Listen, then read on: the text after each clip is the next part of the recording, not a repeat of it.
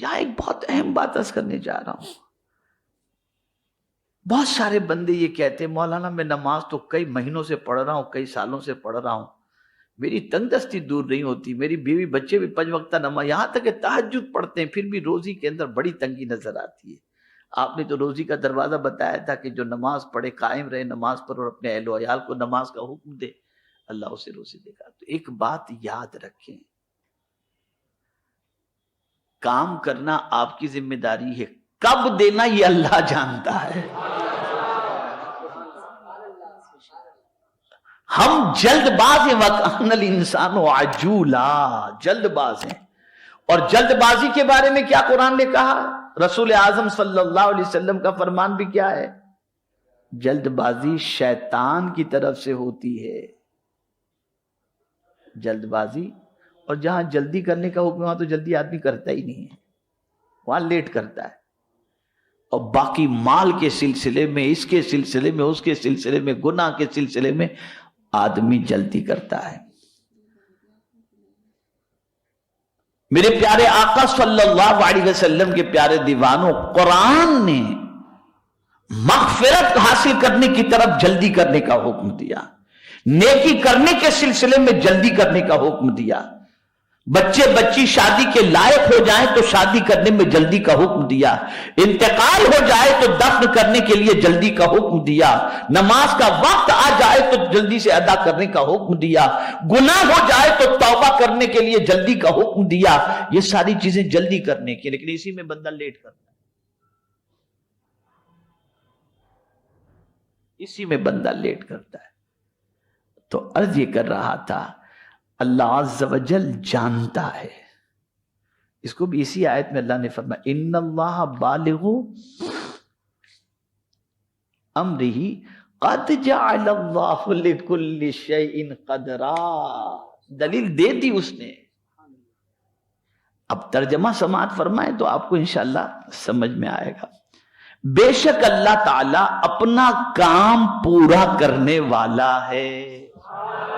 یعنی جب اس نے کہہ دیا کہ بے حساب بے گمان تمہیں روزی عطا کی جائے گی تو اللہ اپنا کام پورا کرنے والا ہے. اور ساتھ ہی فرما دیا قد جعل اللہ لکل شیء قدرا، مقرر کر رکھا ہے اللہ تعالی نے ہر چیز کے لیے ایک اندازہ کہ کب دینا، یہ اندازہ اللہ نے مقرر کر رکھا ہے. اور جلدی میں آپ کو بتاؤں، اللہ عز و جل فرما دے کن، وہ چیز ہو جائے، فیکون ہو جائے.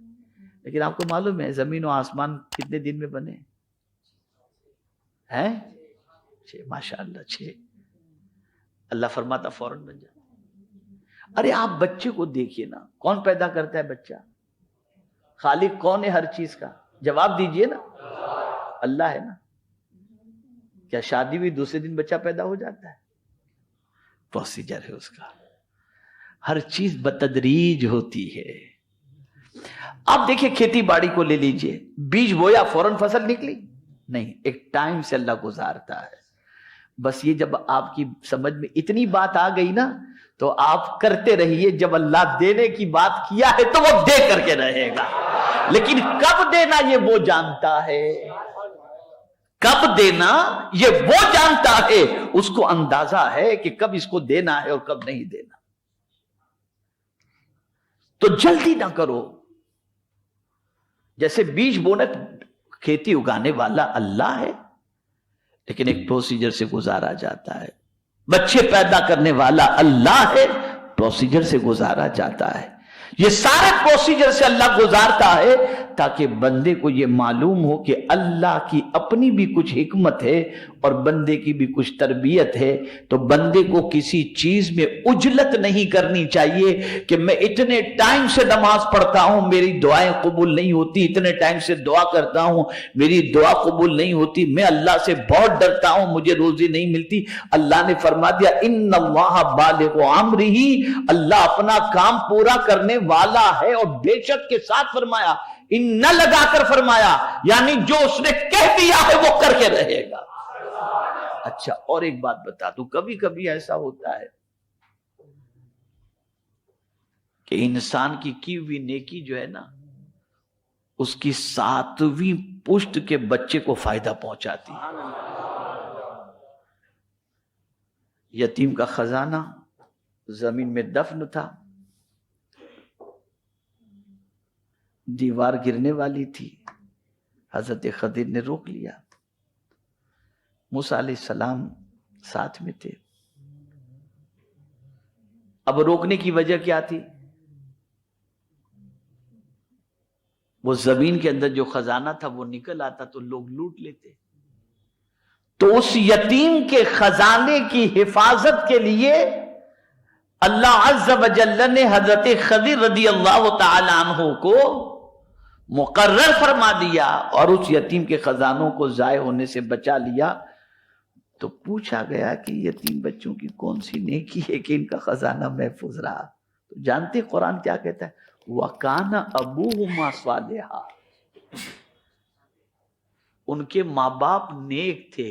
اور مفسرین فرماتے ہیں ماں باپ میں سے مراد یہ کہ 7ویں پشت میں جو دادا پردادا پردادا تھے نا وہ بہت نیک تھے، ان کی نیکی کا فائدہ اس یتیم کو مل رہا.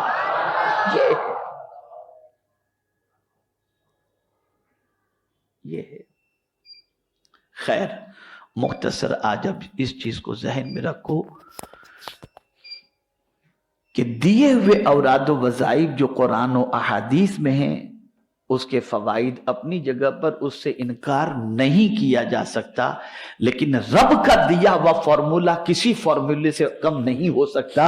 اس کا دیا ہوا فارمولہ 100% یقینی ہے اور اس نے کہہ دیا اللہ سے ڈرو، ایسی جگہ سے تمہیں رزق دیا جائے گا کہ تمہارا گمان بھی نہیں پہنچے گا، گمان بھی نہیں پہنچے گا.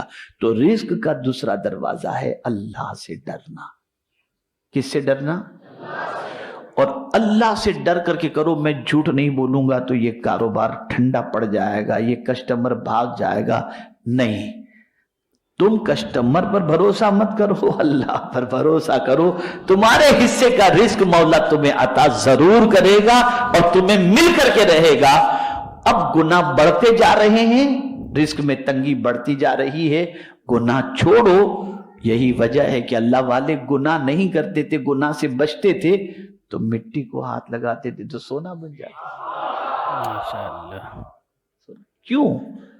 ان کی نگاہیں بھی پاک تھی، ان کی زبان بھی پاک تھی، ان کا وجود بھی پاک تھا. وہ ہر چھوٹے سے چھوٹے گناہ سے بھی بچنے کی کوشش کرتے تھے.